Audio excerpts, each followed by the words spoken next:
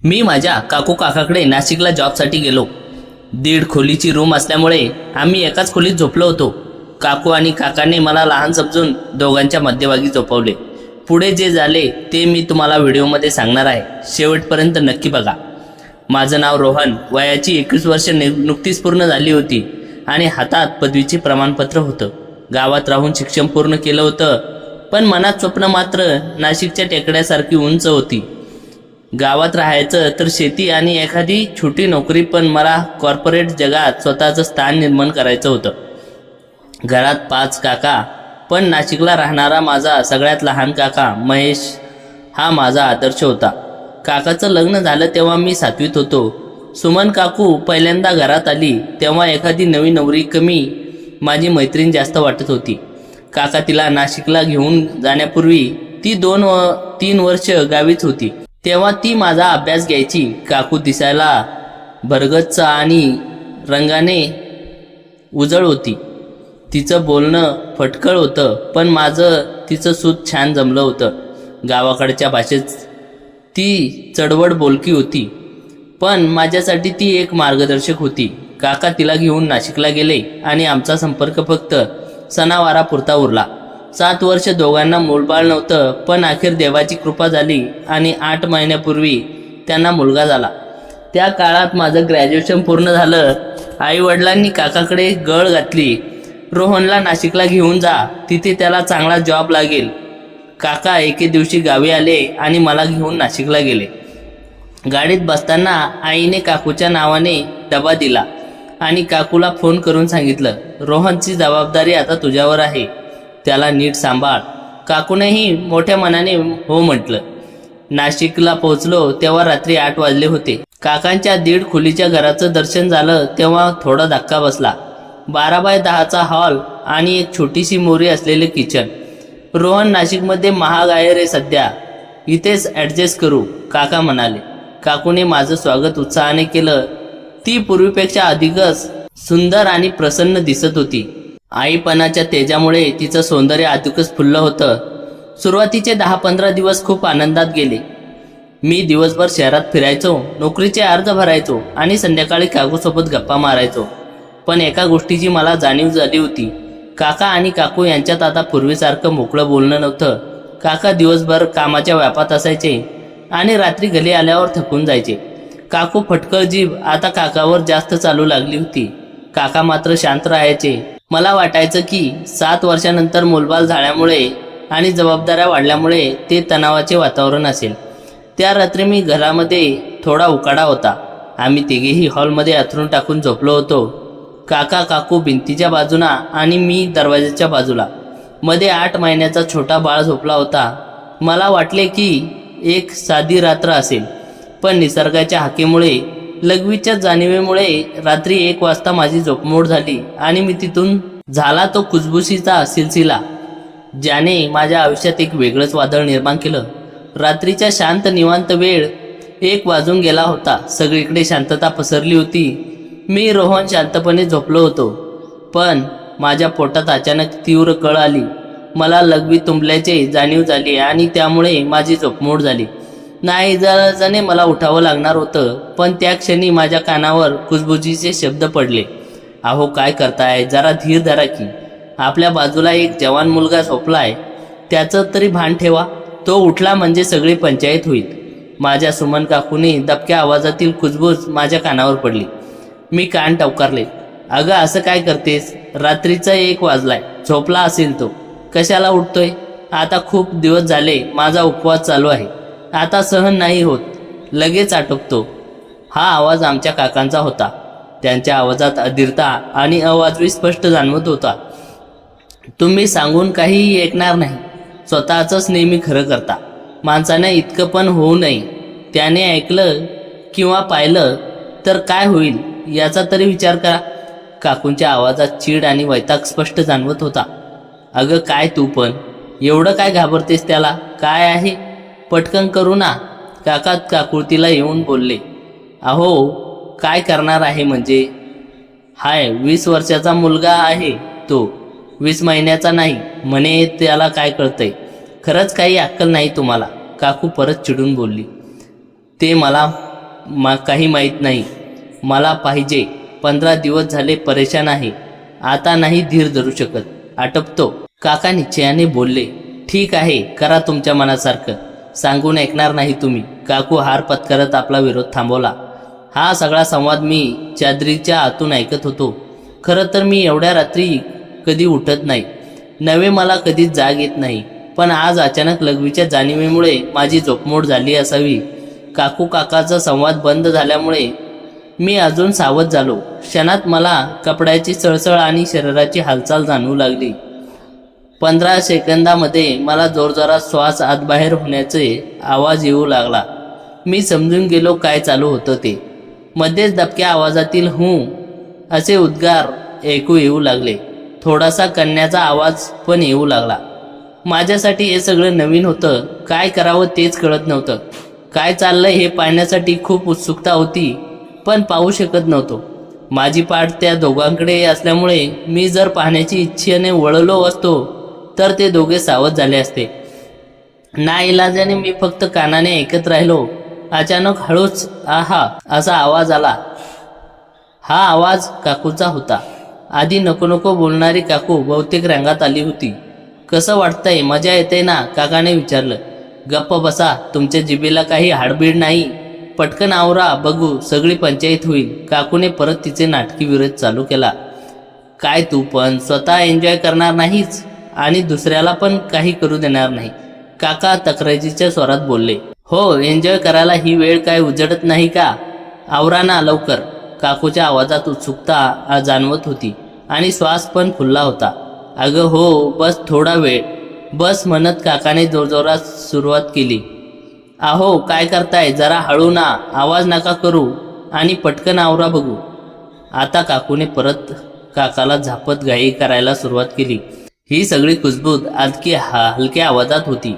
नशीब मी त्यांच्या जेमतेम 3-4 फूट लांब होतो. त्या दोघांच्या आणि माझ्यामध्ये त्यांचा 8 महिन्याचा मुलगा होता. अंतर जास्त नसल्या कारणाने मला सगळं काही अगदी क्लिअर ऐकायला येत होतं. आता दोघांचे श्वास फुलले होते. काकाला चांगलीच दाप लागली होती. तो अगदी 2-3 किलोमीटर पळून आल्यासारखा दापा टाकत होता. काकूच्या पण पायातील पैजण आणि हातातल्या बांगड्या छनछन असा आवाज येत होता. हे सगळं ऐकून माझ्या डोक्यामध्ये गोंधळ निर्माण झाला होता.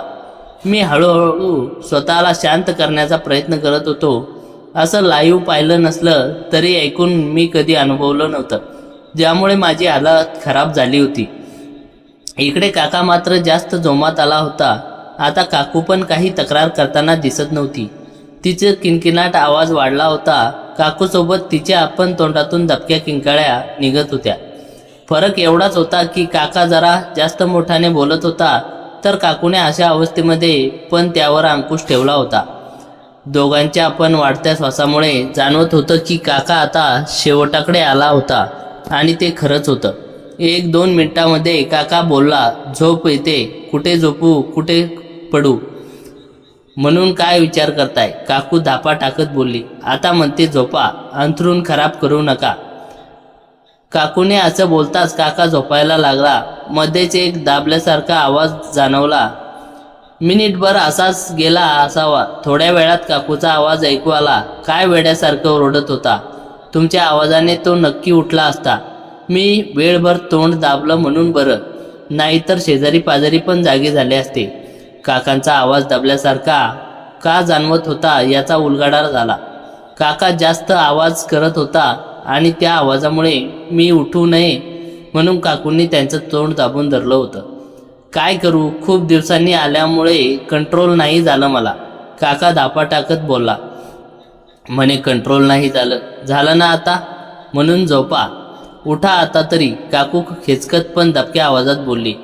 परत मला शरीराची हालचाल आणि कपड्यांची सळसळ जाणवली. ती 4-5 मिनिटं तशीच जाणवत होती.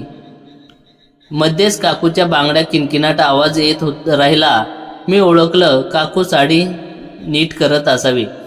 तसंच धाडस करून मी मान मागे वळवून पाहिलं. काकू माझ्या पाठमोडी करून साडी नेसत होती. पदर खाली असल्यामुळे तिची पाठ उघडी होती. मागून थोडा तोडका असल्यामुळे तिची पूर्ण पाठ अंधारात अंधुकशी दिसत होती.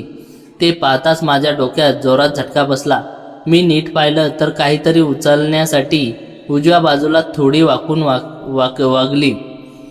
तेव्हा मधून मला तिचा उजवा गाल दिसला.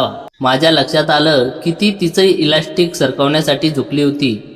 उचलून तिने आधी सरळ केलं आणि मग आधी डावा पाय उचलून त्यात घातला, नंतर उजवा पाय. नंतर तिने वर सरकवले. नीट बसावी म्हणून तिने साडीवरून थोडी ॲडजस्टमेंट केली आणि तसं करताना तिच्या इलास्टिक स्क्रीनवर आपटून चट असा 2-3 वेळा आवाज आला. हे सगळं पाहून, खरं ऐकून मी अंशतः पाहून जीव कासावीस झाला होता. कधी एकदा ताण काढतो असं झालं होतं. सगळं व्यवस्थित झाल्यावर तिने काकाकडे नजर टाकली तर तो आता घोरायला लागला होता. काकूने मानेला झटका देत हलक्या आवाजात बोलली, स्वतःचं झालं की झालं, दुसऱ्या माणसाचा विचारच करायलाचा नाही. एवढं बोलून ती माझ्याकडे वळायला लागली तसं मी सावध होत सरळ झोपलो. नंतर काय झालं माहीत नाही, पण काही वेळाने लयबद्धपणे हळूवार घोरण्याचा आवाज येऊ लागला. मी ओळखलं, काकू पण झोपी गेली होती. माझी मात्र झोप उडाली होती. मनात विचारांचा कल्लोळ उठला होता. स्वतःला शांत करणं गरजेचं होतं, नाहीतर मला झोप येणार नाही. मी अगदी कसाबसा भावना दाबत होतो. असं करताना आवाज होत नाही याची दक्षता घेत होतो. मी उजव्या कुशीवर झोपलो असल्याने मला डाव्या हाताने तोंड झाकावं लागत होतं, ज्याची मला सवय नव्हती. काय करावं सुचेना म्हणून मी धाडस करून पाठीवर झोपलो.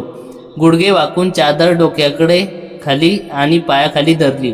असं करण्याने चादर आणि माझा गॅप तयार झाला. आता मला सवयीप्रमाणे उजव्या हाताने मोकळीक मिळाली आणि आवाज पण होत नव्हता.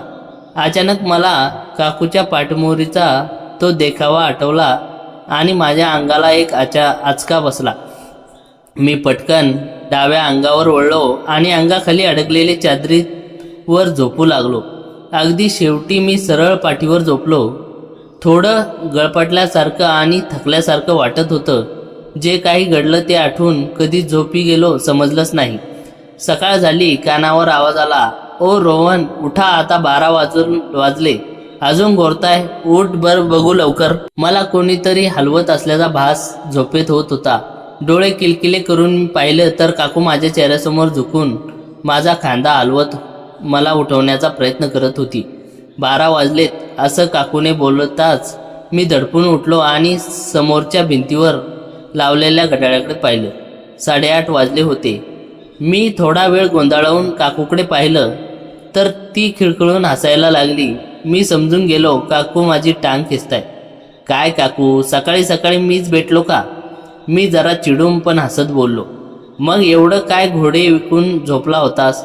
8:30 वाजले तरी डोळा उघडेना. अशी कोणती परी आली होती स्वप्नात ते तरी सांग, काकूने मला चिडवत विचारले. परी यायला आमचं नशीब कुठे एवढं चांगलं आहे, गरीब माणसं आम्ही. बरं काका कुठे आहेत? विषय बदलावा म्हणून मी काकूला विचारण्याचा प्रयत्न केला. ते गेले दुधाची पिशवी आणायला. तुझ्यासारखे आळशी नाहीत ते, आंघोळ वगैरे करून गेले. तिने जरा खोचकपणे माहिती दिली. पण मला त्याचा काही राग आला नाही, कारण काकूचा स्वभावच असा होता. पटापट काही बोलून जायची, कोणाचीही कसलीही भीडभाड न ठेवता. बरं समजलं, आता आम्हाला काहीच कामाचं नाही तर काय करू? मी थोडासा भोळा आणि उदास चेहरा करत विचारलं. काही करू नका, पाणी तापलंय गॅसवर, आंघोळ करून चहा घ्या. काकू किचनकडे वळत बोलली. तसं मला साडीवरून तिच्या सुंदर देहाचं दर्शन घडलं आणि मला रात्रीचा सीन आठवला. खरं तर माझ्या मनात काकूबद्दल कधीच असले विचार आले नव्हते. ती नेहमी माझ्यासोबत अगदी क्लोज फ्रेंडप्रमाणे राहायची, वागायची. पण रात्रीच्या प्रकारामुळे माझं मन थोडं बदलल्यासारखं वाटलं. मला काही सेकंद मी त्याच विचारात हरवलो होतो. तोवर दरवाजा उघडल्याचा आवाज आला. काका दुधाची थैली घेऊन आत येत होते. माझ्याकडे पाहत मंद स्मित देत मला विचारलं, झाली का झोप? हो, आत्ताच उठलोय, आंघोळीला चाललोय, असं म्हणून मी आत शिरलो. रोहनच्या आयुष्यातील हा वळणबिंदू त्याच्यासाठी जितका अनपेक्षित तितकाच अस्वस्थ करणारा होता. रात्रीच्या त्या प्रसंगानंतर घरातील वातावरण त्याच्यासाठी फार बदलून गेलं होतं. काका आणि काकू नेहमीप्रमाणे वागत, पण रोहनच्या नजरेत आता एक नवा संकोच आणि कुतूहल निर्माण झालं होतं. मी बाथरूममध्ये गेलो आणि थंड पाण्याचे हपके चेहऱ्यावर मारले. रात्रीचे ते आवाज, काकूची ती कुजबूज आणि अंधुकसा दिसलेला देखावा माझ्या डोळ्यासमोरून हलत नव्हता. ज्या काकूला मी आजवर आदराने आणि मावशीच्या नात्याने पाहिलं होतं, तिच्याकडे पाहण्याची माझी दृष्टी एका रात्रीत बदलली होती. बाहेर आलो तेव्हा काका पेपर वाचत बसले होते आणि काकू किचनमध्ये पोळ्या लाटत होती. तिचा पदर कमरेला खोचलेला होता आणि कामाच्या गडबडीत तिचे हात वेगाने चालत होते. रोहन, चहा घे रे लवकर. मग तुला आज एका ओळखीच्या माणसाकडे इंटरव्ह्यूला जायचं आहे, काका पेपरवरून नजर न हटवता म्हणाले. हो काका, निघतो मी आवरून, मी म्हणालो. मी चहा घेण्यासाठी किचनच्या ओट्यापाशी गेलो. काकूने चहाचा कप माझ्याकडे सरकवला. आमची नजरानजर झाली. तिचे डोळे हे आजही तसेच बोलके होते, पण मला त्यात आता एक वेगळाच अर्थ जाणवू लागला होता. तिने माझ्याकडे पाहून एक खट्याळ हास्य केलं. काय रे, अजून स्वप्नात आहेस की काय? चहा गार होईल, घे पटकन, ती म्हणाली. तिच्या बोलण्यात तोच मोकळेपणा होता, पण माझ्या मनात मात्र अप्रतिपणाची भावना होती. मी रात्री जे ऐकलं होतं ते तिला माहीत नव्हतं, पण मला मात्र ते विचारता येत नव्हतं. मनातील विचारामुळे दिवसभर मी नाशिकच्या रस्त्यावर फिरलो, पण माझं लक्ष लागत नव्हतं. ऑफिसमध्ये मुलाखत देतानाही माझ्या डोळ्यासमोर काकूचा तो अवतार येत होता. मला स्वतःचीच भीती वाटू लागली. मी हे काय विचार करतोय? ती माझी काकू आहे, आई समान आहे, असं मन बजावत होतं, पण शरीरातलं तारुण्य आणि रात्रीच्या त्या अनुभवाने मनावर ताबा मिळवला होता. संध्याकाळी मी घरी परतलो तेव्हा काका अजून कामावरून आले नव्हते. काकू बाळाला मांडीवर घेऊन अंगाई गात होती. हॉलमध्ये मंद प्रकाश होता. मी दप्तर ठेवून तिच्या शेजारी बसलो. खूप दमलास का रे आज? तिने हळूवार विचारलं. हो काकू, खूप पाठ दुखते, मी म्हणालो. ये इथे बस, पाय लांब कर, मी थोडं तेल लावून देते, ती म्हणाली. नको नको काकू, राहू दे, मी करेन, मी नकार दिला. पण तिने ऐकलं नाही. तिने तेल आणलं आणि माझ्या पायाला चोळायला सुरुवात केली. तिच्या हाताचा स्पर्श विजेसारखा टोचला. तिचे हात मऊ होते. ती माझ्याशी गप्पा मारत होती, गावाकडच्या गोष्टी काढत होती, पण माझं लक्ष मात्र वाकलेल्या देहाकडे आणि त्यातून दिसणाऱ्या तिच्या सौंदर्याकडे होतं. गप्पाच्या ओघात तिने अचानक विचारलं, रोहन, रात्री तुला जाग आली होती का रे? खूप उकाडा होता ना? तिचा हा प्रश्न ऐकून माझ्या काळजाचा ठोका चुकला. तिला संशय तर आला नसेल ना? मी कसाबसा स्वतःला सावरलो आणि म्हणालो, नाही ग काकू, मी तर घोडे विकून झोपलो होतो. का बरं?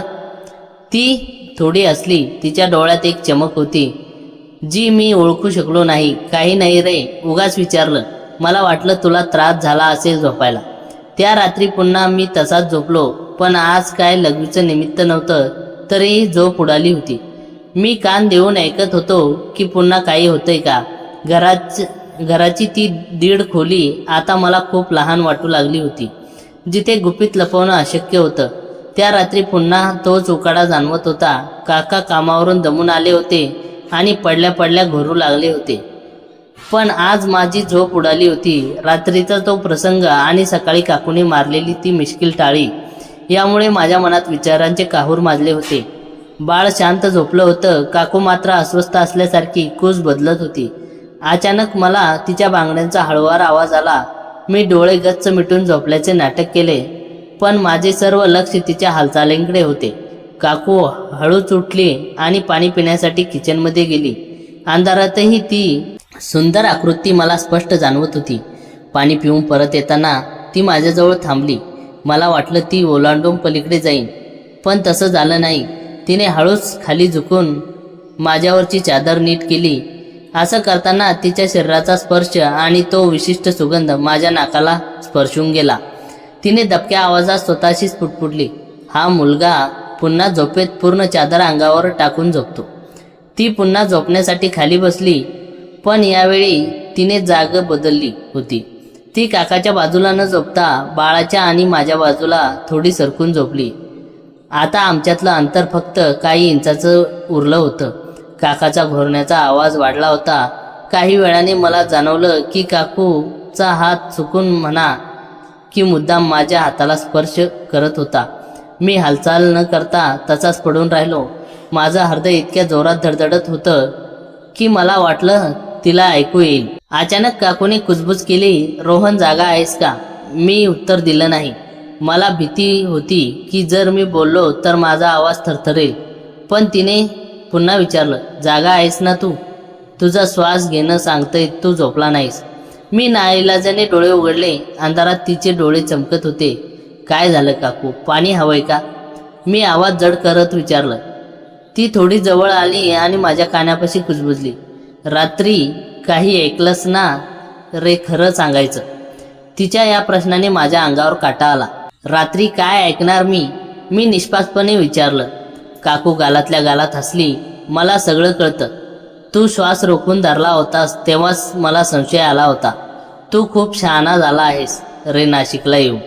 एवढं बोलून तिने तिचा मऊ हात माझ्या गालावर फिरवला. तिचा तो स्पर्श इतका मोहक होता की मला काही बोलणे सुचेनासं झालं. काकू, ते मी मुद्दाम काही नाही केलं, मी अडखळत म्हणालो. काही हरकत नाही रे, तू तरुण आहेस. पण लक्षात ठेव, जे घरात घडतं ते घराबाहेर जायला नको. असं म्हणून तिने माझा कान हळूच पिळला आणि खुश बदलून झोपली. तिच्या त्या स्पर्शाने आणि बोलण्याने माझ्या मनात एक वेगळंच वादळ उठलं होतं. काकू आता फक्त काकू राहिली नव्हती, तर ती माझी गुप्त रहस्याची जोडीदार झाली होती. पूर्ण आठवडा आम्ही दोघे घरात असताना तिच्या नजरेत आणि वागण्यात एक वेगळंच आकर्षण जाणवू लागलं. कधी ती हसताना माझ्या अंगावर पडायची, तर कधी जेवण वाढताना ती पदर मुद्दाम ढळू द्यायची. नाशिकचं हे छोटं घर आता मला स्वर्गासारखं वाटू लागलं होतं, जिथे प्रत्येक कोपऱ्यात एक नवीन रहस्य दडलं होतं. त्या दिवसापासून आमच्यातलं ते गुप्त नातं एका वेगळ्या वळणावर आलं होतं. काका सकाळी कामावर गेले की घरात फक्त मी आणि काकू आणि बाळ असायचो. काकू आता माझ्यासमोर वावरताना पूर्वीसारखा संकोच बाळगत नव्हती. उलट तिचा मोकळेपणा दिवसेंदिवस वाढत चालला होता. एक दिवस दुपारी बाळ गाढ झोपलं होतं आणि मी हॉलमध्ये बसून लॅपटॉपवर नोकरीचा पर्याय शोधत होतो. काकू किचनमध्ये काम करत होती, पण तिचं लक्ष माझ्याकडेच होतं. रोहन, जरा इकडे येतोस का? मी बरणी जरा वरच्या फाळीवर ठेवून देते, माझा हात पोहोचत नाहीये, तिने हाक मारली. मी किचनमध्ये गेलो तर काकू स्टूलवर उभी राहण्याचा प्रयत्न करत होती. तिने मुद्दाम आपली साडी थोडी वर सावरली होती, ज्यामुळे तिचे पाय उघडे पडले होते. मी तिच्या मागे उभा राहून बरणी ठेवण्यासाठी हात वर केला, तेव्हा मुद्दाम मागे सरकली आणि तिची पाठ माझ्या छातीला घासली गेली. अगं आई ग, लागलं का रे तुला? ती मला वळून खोडकरपणे हसत विचारू लागली. तिचे डोळे आता साधे राहिले नव्हते, त्यात एक वेगळीच धुंदी होती. नाही काकू, काही नाही झालं, मी अडखळत म्हणालो. पण तिने माझा हात पकडला आणि स्वतःच्या कमरेवर ठेवला. रोहन, नाशिकमधलं आयुष्य खूप धावपळीचं आहे रे, थोडी मजा पण करायला हवी ना. रात्री तू ऐकलंस त्यापेक्षा जास्त तुला पाहायचं असेल तर घाबरायचं कशाला? तिच्या त्या थेट प्रश्नाने माझा थरकाप उडाला. तिने हळूच तिचा पदर खांद्यावरून खाली पाडला आणि माझ्या डोळ्यात बघत म्हणाली, काका तर थकलेले असतात, पण तू तरुण आहेस. तुला काय वाटतं मला काहीच कळत नाही? तिने चेहरा माझ्याजवळ आणला, इतका जवळ आणला की तिचे उष्ण श्वास मला जाणवू लागला. त्या क्षणी मला रात्रीचे तो सीन आणि काकूचा तो अवतार आठवला. मी काही बोलणार इतक्याच बाहेरच्या लोखंडी दारावरची बेल वाजली आणि काकू चटकन मागे सरकून साडी नीट करून लागली. जा बघू, काका आलेत असतील, ती डोळा मारत म्हणाली. माझ्या लक्षात आलं होतं की आता खेळ सुरू झाला आहे. काका पुन्हा कामावर गेले आणि घरात पुन्हा शांतता पसरली. पण माझ्या मनातलं वादळ मात्र शांत व्हायला नाव घेत नव्हतं. काकूने मागाशी केलेला तो स्पर्श आणि दिलेला तो इशारा माझ्या अंगात मुंग्या आणत होता. बाळ रडत होतं म्हणून काकू थोपटत झोपवत होती, पण तिची नजर माझ्यावर खेळली होती. रोहन, इकडे ये जरा, बाळाला वारा घाल, मला खूप घाम फुटलाय, तिने हळूच हाक मारली. मी जवळ गेलो आणि जमिनीवर पाय पसरून बसली होती आणि साडीचा पदर गळ्याभोवती गुंडाळला होता. काकू, पंखा तर फुल आहे ना, मी म्हणालो. ती हसली आणि माझा हात पकडून तिने आपल्या कमरेपाशी ओढला. बाहेरचा पंखा काय कामाचा जेव्हा आग हात लागलेली असते. तिच्या या शब्दांनी माझा ताबा सुटला. तिने हळूच माझं डोकं आपल्या खांद्यावर ओढलं आणि कुजबुजली, रात्री फक्त तू ऐकलंस, आता जवळून बघून घे. तिने एक गाठ सैल केली आणि माझ्या डोळ्यासमोर नवीनच जग उघडलं.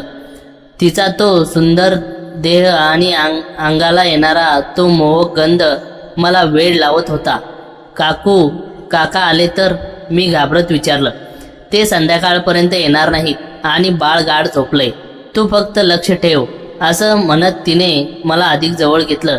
तिच्या हातांचा स्पर्श माझ्या पाठीवर फिरू लागला आणि माझ्या मनातली भीती आता पूर्णपणे विरघळली होती. तिने साडीचा पदर पूर्णपणे खाली पाडला आणि मला आपल्या मिठीत घेतलं. त्याचा पुढचा भाग आता समोरच्या व्हिडिओमध्ये येईल. हा भाग आवडला असल्यास कमेंट करा, लाईक करा आणि शेअर करा आणि कमेंटमध्ये सांगायला विसरू नका. धन्यवाद.